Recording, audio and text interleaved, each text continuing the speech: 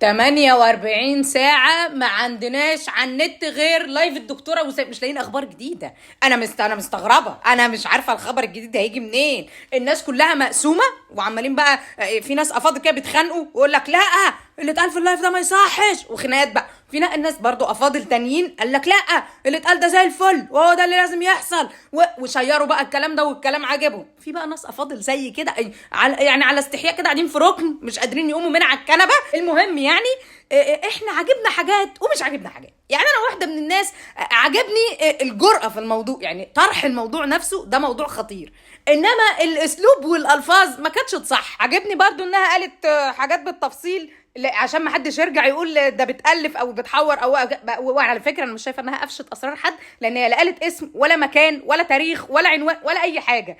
بس انا برضو يعني شايفه ان هي ما كانش ينفع تعتمد على التكهنات. يعني هي خدت كلام امين الشرطه على الست اللي كانت جايه مسجونه ان هي كلامه ده مصدق. هل انت سمعت منها؟ لا، واسأتي الظن فيها.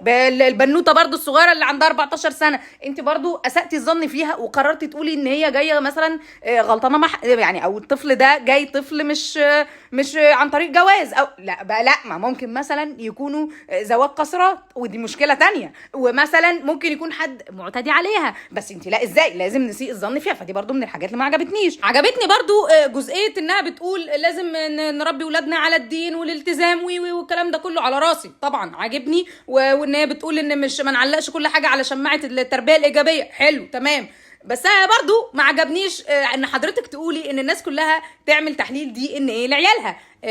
ده اتهام معمم غير مفهوم. يعني عجبني برضو جزئيه ان حضرتك بتتكلمي على ان الجيل الجديد ده بقى فيه عنده مشكله في التربيه والاخلاق وحلو، حطيت ايدك على مشكله مهمه، وده حضرتك احنا لامسينه عادي من غير ما حضرتك تقولي. في الولاد الراجعين من المدرسه راجعين من الدروس في النوادي بنشوف المشاكل دي حلوه قوي. بس مش عاجبني ان حضرتك تقرري ان انت تقولي ان ده بسبب التربيه، وده اللي انت برضو قلتيه على البنوته اللي عندها 14 سنه وحكمتي على امها ان امها ما ربتهاش. تخيلي بقى ان هي ممكن تكون ربتها عادي جدا. سيدنا نوح عليه السلام يعني ابنه كان كافر ورفض يركب معاه السفينه وغرق قدام عينيه. عجبني بقى اخيرا يا دكتور وسام ان حضرتك قلتي ان we don't judge people، بس للاسف حضرتك كل اللي عملتيه ان انت جادجتي البيبول وجادجتي اهل البيبول وعملتي كل الجادجمنت اللي ممكن تحصل في اي حياه اي انسان، وقررتي تحكمي على ام البنت وتحكمي على الست وتحكمي على كل المواقف اللي قابلتيها دي وتقرري تعرضيها لنا. ما عنديش مانع ان حضرتك تعرضيها، بس يعني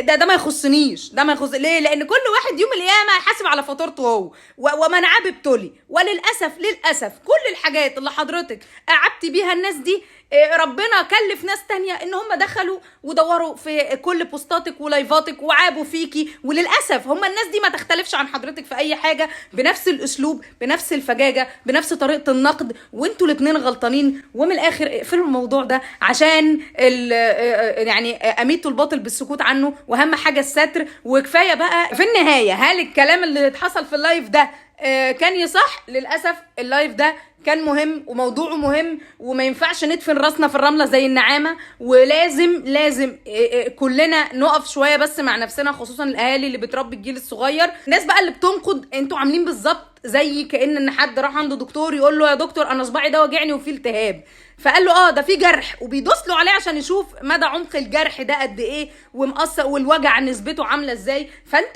قمت اتخانقت مع الدكتور وضربته وقلت له اصل انت وجعتني بالجرح ده ورفضت تاخد العلاج. فما ينفعش، لا نقف مع نفسنا ونشوف ايه الدنيا رايحه على فين. والناس اللي بتقول هو الموضوع والحاجات ده بتحصلش غير في مصر، الحاجات دي بتحصل عادي في كل حته، بس عشان احنا من مصر الموضوع بس ظاهر عندنا قوي، وعشان احنا محطه انظار. فاستروا على ولاياكم وربوا عيالكم، ومحدش له دعوه بحد ومحدش يتدخل في حد. وريت الموقف ده يكون درس لكل الناس ان محدش يطلع يتكلم على اي ناس تانية ولا يحكم عليهم، وما يحكمش عليكم ظالم. ويا رب يعدي الايام دي على خير عشان خلاص اتخنقنا.